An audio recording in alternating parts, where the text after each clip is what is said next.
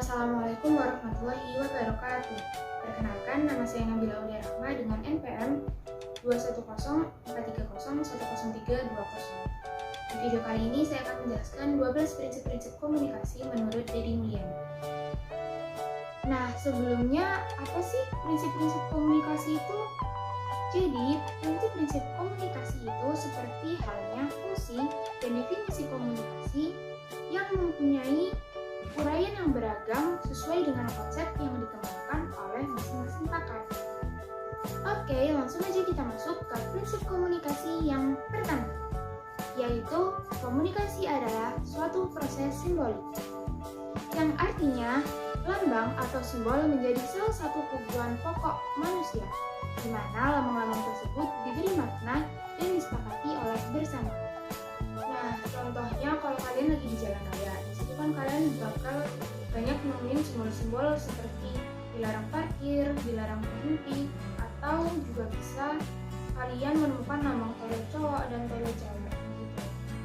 Yang kedua, setiap perilaku berpotensi komunikasi, yang artinya komunikasi terjadi bila seseorang memberi makna pada perilaku orang lain atau perilakunya sendiri. Contoh nih ya, misal aku lagi baca web di HP, terus aku senyum-senyum sendiri. Nah, orang lain yang lihat aku bakal menafsirkan kalau aku itu lagi bahagia gitu. Yang ketiga, komunikasi mempunyai dimensi isi dan hubungan, yang artinya komunikasi itu bisa dilakukan dengan bagaimana cara mengatakan dan apa yang kita katakan melalui verbal dan non-verbal.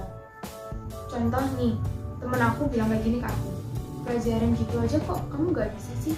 Nah, berhubung yang ngomong kayak gitu itu teman aku, jadi aku gak merasa kayak diejekin gitu. Tapi bedanya kalau yang ngomong kayak gitu orang lain, mungkin aku bakal sakit hati. Contoh lagi misalnya kalian dibilang, ih kamu kok gendutan sih.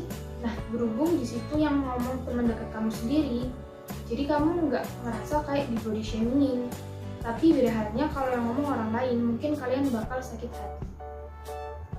Yang keempat, komunikasi berlangsung dalam berbagai tingkat kesengajaan, yang artinya komunikasi itu dilakukan dalam berbagai tingkat kesengajaan, mulai dari komunikasi yang tidak direncanakan sama sekali hingga komunikasi yang benar-benar direncanakan dan disadari. Contohnya kayak gini, aku lagi jalan gitu. Nah, pas di tengah jalan aku ketemu sama teman aku, terus aku senyum ke dia. Nah, hal tersebut aku lakuin dengan sengaja tanpa direncanakan kayak gitu. Kalau misalnya contohnya yang direncanakan itu kayak misal kita lagi mau presentasi. Nah, sebelum presentasi itu kita udah ngerencanain bakal ngomong apa atau kayak gimana. Pokoknya semuanya itu udah ke struktur gitu. Yang kelima, komunikasi terjadi dalam konteks ruang dan waktu, yang artinya makna pesan juga bergantung pada konteks fisik dan ruang, waktu dan psikologis, atau lebih singkatnya waktu juga menentukan semuanya. Contohnya nih, kalian lagi main di luar, terus dengar suara azan. Nah, terus kalian cari masjid buat sholat. Terus waktu di masjid itu kalian nggak mungkin kan bercandaan sampai ketawa-ketawa, karena kalian tahu kalau tempat itu bukan tempat buat bercandaan. Yang keenam, komunikasi melibatkan prediksi peserta komunikasi, yang artinya setiap perilaku melakukan prediksi saat komunikasi, dan juga komunikasi terikat oleh aturan atau tata krama. Contohnya, waktu itu aku ngasih teman-teman aku oleh-oleh, dan di dalam pikiran aku itu pasti mereka bakalan bilang ngucapin terima kasih ke aku karena aku udah ngasih oleh-oleh ke mereka gitu. Yang ketujuh, komunikasi bersifat sistemik, di mana komunikasi ini memiliki dua sistem internal dan sistem eksternal, atau biasanya disebut dengan frame of reference and field of experience. Contohnya nih, waktu itu aku sama teman-teman aku nonton film bareng di kelas. Terus di akhir ceritanya itu benar-benar sedih banget. Tapi ada salah satu teman aku yang menganggap ending cerita itu tuh biasa aja. Dan dia nggak nangis sama sekali. Malah justru dia heran kenapa aku sama teman-teman aku yang lain itu pada nangis kayak gitu. Yang kedelapan, semakin mirip latar belakang sosial budaya, maka semakin efektiflah komunikasi.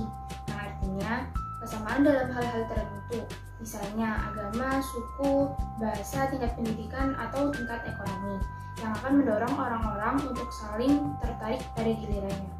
Dan karena kesamaan tersebut, komunikasi mereka menjadi lebih efektif.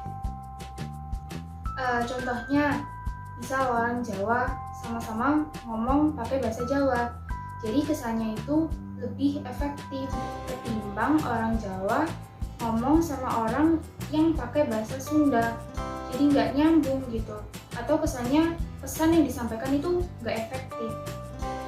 Yang kesembilan, komunikasi bersifat non-sekuensial, yang artinya komunikasi bisa berlangsung secara satu arah atau dua arah. Nah, contohnya waktu itu aku lagi ngajarin teman-teman aku. Nah, di sela-sela aku ngejelasin, aku lihat mimik muka teman-teman aku. Ada yang kebingungan, ada yang nganggukin kepala. Nah, ketika aku memahami mimik wajah mereka, itu artinya komunikasi terjadi dua arah. Yang ke-10, komunikasi bersifat prosesual, dinamis, dan transaksional. Yang artinya, komunikasi tidak memiliki awal dan akhir, melainkan proses yang sinambung atau yang berkelanjutan. Contohnya waktu SMA ketika aku bilang kayaknya bubur ayam itu nggak enak deh, atau enak gitu. Tapi waktu teman aku bilang, mending cobain dulu deh buburnya. Nah, dari situ ketika aku mencoba bubur ayam tersebut, pandangan aku mulai berubah. Oh, ternyata bubur ayam itu enak ya, gitu. Yang ke-11, komunikasi bersifat irreversibel, yang artinya suatu peristiwa hanya berlangsung dalam satu kali saja dan tidak dapat ditarik kembali, di mana setiap orang yang berkomunikasi tidak dapat mengontrol efek yang ditimbulkan dari komunikasi tersebut. Contohnya itu kayak aku dihina, terus hinaan tersebut itu buat aku sakit hati. Nah, sakit hati itu akan membekas di aku, gak bisa dihapus gitu. Jadi, intinya kalian itu harus berhati-hati dalam menyampaikan pesan kepada orang lain. Yang ke-12, komunikasi bukan panacea untuk menyelesaikan berbagai masalah. Yang artinya, komunikasi bukanlah panacea untuk menyelesaikan sebuah masalah atau konflik itu. Karena persoalan atau konflik tersebut mungkin berkaitan dengan masalah struktural.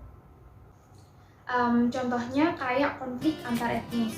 Nah, konflik kayak gitu kan nggak bisa diselesaikan hanya dengan komunikasi.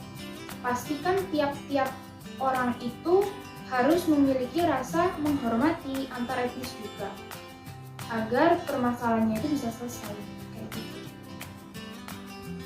Nah, itu tadi 12 prinsip-prinsip komunikasi. Semoga bermanfaat.